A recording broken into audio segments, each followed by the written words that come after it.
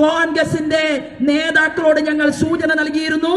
പക്ഷേ നിങ്ങൾ ആ വിശുദ്ധ സഖ്യത്തിന് മുന്നോട്ട് പോയതുകൊണ്ട് 8 പേരും കോൺഗ്രസിൽ നിന്ന് രാജിവെച്ചിരിക്കുകയാണ്. പ്രിയപ്പെട്ടവരെ, മറ്റത്തൂർ പഞ്ചായത്തിൽ 8 പേരും രാജിവെച്ചിട്ട് ചോദിച്ചു, BJP പിന്തുണയ്ക്കുമോ നമ്മളോട്? നമ്മൾ അധികാരത്തിന് വേണ്ടി നിൽക്കുന്ന പാർട്ടിയല്ല. 10 മിനിറ്റ് സമയമുണ്ടെങ്കിൽ ഇന്ന് കേരളത്തിലെ ഒട്ടനവധി പഞ്ചായത്തുകളിലെ ഭരണം നമുക്ക് നേടിയെടുക്കാൻ സാധിക്കും. എന്നാൽ നമ്മൾ തീരുമാനമെടുത്തു. അവരോട് പറഞ്ഞു, മാർക്സിസ്റ്റ് പാർട്ടിക്ക് പിന്തുണയില്ല, ലീഗിന് പിന്തുണയില്ല, കോൺഗ്രസിന് പിന്തുണയില്ല.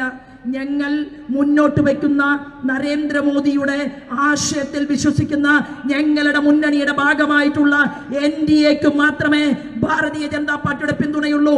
നിങ്ങൾ രാജിവെച്ച് വീണ്ടും താമര ചിഹ്നത്തിൽ തെരഞ്ഞെടുപ്പിനെ നേരിട്ടാൽ മറ്റത്തൂർ പഞ്ചായത്തിൽ നിങ്ങളോടൊപ്പം നിന്നുകൊണ്ട് പ്രസംഗിക്കാനും നിങ്ങൾക്ക് വേണ്ടി പ്രവർത്തിക്കാനും ഞങ്ങൾ തയ്യാറെന്ന് പറഞ്ഞ ആ ഒരു സാഹചര്യം കേട്ട് ആ രാജിവെപ്പും BJPയുടെ മറുപടിയും കേട്ട് മറ്റത്തൂർ പഞ്ചായത്തിലെ മുഴുവൻ കോൺഗ്രസിന്റെ ജയിച്ച ജനപ്രതിനിധികളും നിൽക്കുകയാണ്. അവിടെ എത്തി ഭാരതീയ ജനതാ പാർട്ടി. തൃശ്ശൂരിലെ മേയർ സ്ഥാനാർത്ഥിയായിട്ടുള്ള സ്ത്രീ അവരെന്താ പറഞ്ഞത്?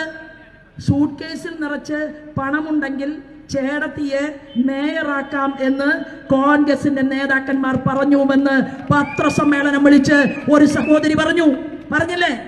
ആ സഹോദരി പറഞ്ഞു, 10 രൂപ കൊടുത്ത് എനിക്ക് മേയർ സ്ഥാനം ആവശ്യമില്ല.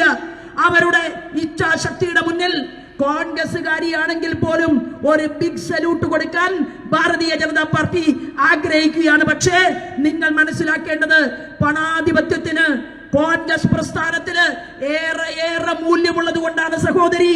നിങ്ങളുടെ രാഷ്ട്രീയ ചാണക്യനായിരുന്ന കരുണാകരന്റെ മകൾ പത്മജ ചേച്ചി ഇന്ന് കുങ്കുമഹരിത പതാക പിടിച്ചുകൊണ്ട് ഭാരതീയ ജനതാ പാർട്ടിയോടൊപ്പം യാത്ര ചെയ്യുന്നത്.